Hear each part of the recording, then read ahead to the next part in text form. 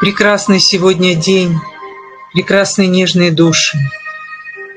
Сегодня наша любимая духовная семья и Иисус передали нам маленькое послание, но оно глубокое.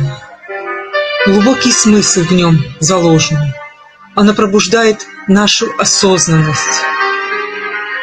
Ты не тело, ты свет.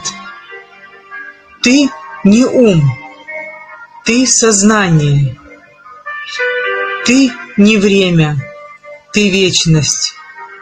Помни, все, что ты есть, рождено любовью Отца. И все для любви. В этой любви твоя истина. Возвращайся домой, в свой истинный дом. Ты всегда находишься в нем.